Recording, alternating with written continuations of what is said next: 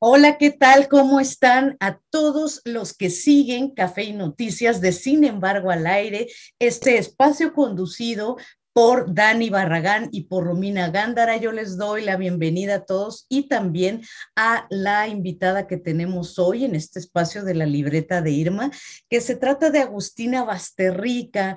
Agustina nació en Buenos Aires en 1974. Ha ganado un premio muy importante, el premio Clarín de novela, por esta novela que es sobre la que vamos a platicar hoy, Cadáver Exquisito. Bienvenida, ¿cómo estás, Agustina? Muchas gracias por la invitación. Muy bien, muy contenta de estar acá. Al contrario, no, yo estoy feliz de poder compartir con quienes ven este espacio tu novela, porque, bueno, te lo han de decir muy seguido, pero me ha dejado pasmada.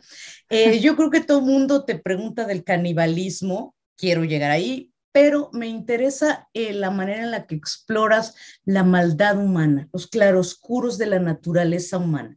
¿Por qué no empezamos por ahí, Agustina? Bueno, qué buena pregunta. Sí, a ver, vivimos en un sistema del cual somos todos hijas, hijos, hijes, o sea, ya lo tenemos incorporado, ya está dentro nuestro, que es el capitalismo, que no me parece casual que sea muy parecida a la palabra canibalismo, ¿no? Eh, y creo que en este sistema que ya incorporamos y naturalizamos y también perpetuamos, se nos enseña a naturalizar la crueldad, eh, a pensar al otro humano, al otro animal, al otro naturaleza como una amenaza o como un proveedor de recursos, en el caso de la naturaleza, ¿no? Como si esos recursos fuesen infinitos.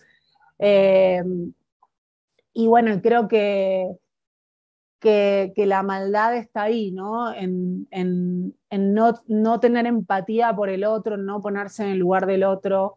Y eso, bueno, genera atrocidades como un ejemplo que yo doy en todas las entrevistas, porque me parece como muy contundente, que es el de la trata de personas relacionadas con la prostitución, ¿no? A estas mujeres que raptan y que tienen en cautiverio y que las drogan y las violan. Y bueno, y están ahí y es uno de los negocios más rentables del mundo porque hay todo un sistema que lo permite, que lo avala, donde están metidos políticos, policía, todos. Y también los prostituyen, digamos, los hombres que van y violan a esas mujeres. Si no existieran esos hombres o esos hombres tuviesen otra cabeza, no patriarcal, digamos, eso no pasaría, ¿no? Entonces, bueno, creo que lo que trabajo en la novela es un poco eso. A pesar de todo eso, yo creo en la humanidad. Creo en que hay un montón de gente que hace cosas todos los días positivas por iluminar esta matriz, ¿no? Eh, Así que bueno, eso. Fíjate que ahorita que mencionas esto de la trata, híjole, yo lo veo tan cerca al tema del canibalismo, nos horroriza pensar que pudiéramos comer a otros seres humanos, pero realmente lo que sucede con la trata con fines de explotación sexual es algo muy parecido, es hacerte del cuerpo de otra persona, de otro ser vivo, de otro ser humano y abusar de él. Ahora me gustaría que habláramos, querida Agustina, del tema de la novela distópica, que no es nada fácil, ¿eh? Y tú sales muy, muy bien librada. Tenemos un referente muy presente, quienes nos gusta leer novela distópica y a quienes disfrutamos leer mujeres, que es Margaret Atwood, pero tú te me fuiste lejísimos. Cuéntame cómo Bueno, fue tu proceso. bueno, a ver, yo no soy una lectora de géneros, de hecho creo que no creo en los géneros en el sentido que todo me parece literatura, y leo de todo permanentemente. Pero bueno, entiendo que hay libros que se pueden ubicar, ¿no? En ciertos lugares por la temática o por la atmósfera que generan. Y bueno, entiendo que mi libro está lejos, no sé, de ser una novela romántica. eh, ¿no? Es bastante truculento. Pero cuando lo estaba escribiendo, no, ni siquiera leí distopías. Sí leí a Atwood al final, ya la estaba terminando la novela, y la leí porque con mi marido empezamos a ver El cuento de la criada, la serie, y dije, bueno, pará, yo tengo que leer esto, ya. Y la leí a Atwood. Y lo que me impresionó es cómo ella crea una distopía eh, con cuestiones que ya pasaron o que pasan, ¿sí? Por ejemplo, se basó en la historia de mi país, de Argentina, con la dictadura militar, la apropiación de bebés. Eh, pero no pasa nada fantástico, nada extraordinario para que se dé esa distopía, digamos. Y en mi caso es lo mismo, en el caso de Cadáver Exquisito, digamos, se tienen que dar un montón de variables. Una, un virus que, hola, ¿qué tal? 2020 apareció, ¿no? Una pandemia mundial. Eh, pero digo, podría suceder si se dan todas estas millones de variables. Eh, Así que quería, de hecho, había puesto un epígrafe, el prólogo del cuento de la criada en la novela, pero me sacaron epígrafe porque había puesto muchos epígrafes, entonces tuve que elegir y bueno, Atwood quedó afuera, pero la había puesto porque si bien no es que la leí, que me hubiese encantado leerla antes, digo, porque por ahí me hubiese ayudado a pensar más, pero la leí al final y me parecía importante, nada, entender cómo estaba dialogando mi libro con el de ella. Pero bueno, no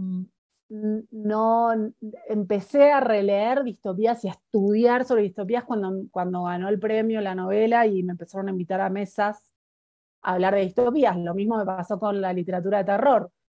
Cuando el libro ganó el Ladies of Horror Fiction en Estados Unidos, bueno, me empezaron a invitar a hablar de mesas de terror. Y ahí me puse a leer y a estudiar.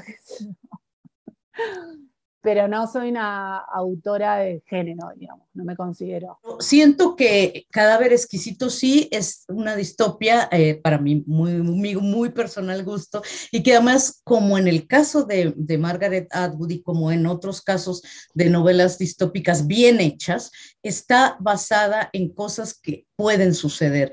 Ya mencionaste el virus, les voy a explicar a quienes nos están viendo rapidísimo. La novela tiene como detonador un virus que ataca a los animales y por lo tanto hace que su carne sea imposible para comer por los humanos. Eso es lo que entendemos, lo que nos dice, lo que les dice el gobierno a esta sociedad. Entonces, el canibalismo empieza a ser permitido, pero solo de determinado modo. Empieza a ser con los migrantes, ¿no es así, Agustina? ¿Mm? Eso me parece fuertísimo. Y ahorita hablamos de las granjas de crianza, pero cuéntanos por qué pensaste en estos migrantes como carne de que se puede comer, de desecho, casi, casi. Porque es así. En Argentina, por ejemplo, yo puse el ejemplo ahí en la novela de dos bolivianos que se los comen. Y por ejemplo, los bolivianos en Argentina los discriminan muchísimo. Lo mismo que los peruanos. Entonces, y en general es gente que va a la Argentina a, bueno, a conseguir mejores trabajos para ayudar a su familia, etcétera. Y bueno, en general los porteños, porque esto, bueno, sucede mucho en Buenos Aires, que es donde yo vivo, los discriminan. Entonces, y por ahí les dan trabajos, bueno, se aprovechan, ¿no? Se aprovechan porque por ahí no tienen documentos, qué es lo que pasa con todos o con casi todas las personas que migran y que por ahí no tienen los documentos todavía o están ilegales, entonces hay gente que se abusa de esa situación. Y entonces me parecía eso, que son personas en situaciones vulnerables y bueno, y eventualmente las pueden comer. Lo mismo que las mujeres, me enteré de un caso en Argentina de una chica paraguaya que la tía vivía acá en Argentina y va acá estamos en México, vivía en Argentina, eh, y la llamó para que vaya a trabajar y la tenía en cautiverio, la prostituía, la tía. Y esta mujer le decía a todos los hombres que entraban al cuarto, estoy encerrada, me tienen encerrada. Ninguno la ayudó, excepto uno, paraguayo, que la ayudó. Pero pasaron un montón, ¿no? Entonces, bueno, ahí tenés un ejemplo de vulnerabilidad y de, bueno, de este canibalismo del que hablábamos. Entonces, eventualmente, si llegan a darse todas las variables, no me sorprendería que digamos, ¿no? Que se los coman. Oye, Marcos Trejo es un personaje interesantísimo. Creo que ahí se resume lo que te preguntaba al principio, ¿no? Estos claroscuros de la naturaleza humana, de alguien que en cierto momento se ve como muy conflictuado por el trabajo que tiene. Él trabaja en un frigorífico, que es donde ya procesan de alguna manera, por llamarlo así, a la carne humana, esto que les llaman cabezas, que son realmente personas que han ido criando y que ya no hablan, ellos creen que no piensan, les han cortado las cuerdas vocales y creen que por ello no piensan, pero son seres humanos y que los crían de la mejor manera para vender su carne. Y todas estas contradicciones que vive Marcos con el recuerdo de su padre cuando no había perdido la razón y la relación con los animales. De verdad que qué belleza de novela y que yo estoy impresionada. Cuéntanos de Marcos para quienes nos están viendo y de todo esto del padre, de los animales que ya no puede tener, de la mujer, las mujeres, que ese es otro tema también, ¿no? Bueno, a ver, hay para mí una parte en el proceso creativo que es intuitiva. Eh, yo me lanzo a escribir, no estoy racionalizando. Hay escritores que, por ejemplo, tienen una ficha con sus personajes, que lo tienen todo más o menos armado, pensado. No es mi caso. A ver, yo investigué 6 meses antes de eh, escribir la primera palabra, ¿sí? Porque tenía la idea en la cabeza, pero no tenía la historia. O sea, la idea era un mundo caníbal, pero no sabía cuál era la historia ahí. Entonces investigué 6 meses y la primera idea que tenía era escribir la novela desde el punto de vista desde una de estas cabezas, ¿sí? De uno de estos humanos comestibles, pero lo que pensé fue, bueno, no, eso solo lo puede hacer Faulkner con el ruido, claro, y el sonido de la En la furia o el ruido de furia. la furia, claro, ¿no? Con Benji, el personaje que tiene discapacidad mental, eh, poder meterse en la mente de alguien así, pero es un solo capítulo y escribir una novela entera sería como muy, no sé, una novela muy experimental, ¿no? Para todo el público, ¿no? Y entonces lo descarté. Y cuando me senté a escribir, apareció este narrador en tercera focalizado en Marcos. ¿De dónde apareció? ¿Por qué apareció? No lo sé. No lo sé, que eso para mí es lo mágico que tiene la literatura, ¿no? Que, bueno, es un trabajo enorme porque estos 6 meses de investigación y porque yo a medida que escribo todo el tiempo estoy pensando, ahora con la novela que estoy, todo lo que me ocurre en el día, todo lo que leo va para esa novela de alguna manera, ¿no? Entonces surgió Marcos y yo sentí que estaba bien, porque por ejemplo también me pasa con una novela que empecé, pero por ahora la dejé a un costado, que yo quiero que la narradora es una nena de 13 años y quiero que sea en primera. Quiero escuchar, necesito escuchar la voz de esa nena. Y la empecé a escribir en primera, pero me va a tener un montón de problemas a nivel historia. Entonces la pasé a tercera y no va en tercera. ¿Y por qué no va? Porque no va. Porque siento que no va. Entonces con Marcos me pasó eso y lo que hago cuando estoy escribiendo es convivo con los personajes. No tengo la ficha, pero tengo la ficha en la cabeza, digamos. Entonces cuando me toca lavar los platos a mí, porque en mi casa somos feministas, eh, claro, o cuando me toca cocinar a mí, aparecen por ahí imágenes, ¿no? de estos personajes que estoy creando. Y a partir de esas imágenes yo los voy configurando. Pero bueno, en el caso de Marcos quería trabajar con un hijo sano del capitalismo, digamos, porque no voy a contar el final, pero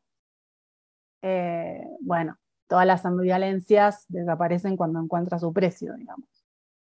Exacto, totalmente, lo has dicho perfecto, porque además les quiero decir a quienes nos están viendo que no solo es una historia apasionante, sino que está preciosamente escrita, poéticamente. Te Gracias. agradezco mucho, Agustina A Basterrica. vos, a vos, muchas gracias, Irma. Muchas gracias, mucho gusto y felicidades de verdad. Y nos vemos la próxima entrega de la libreta de Irma aquí en Café y Noticias de Sin embargo al aire. Chao.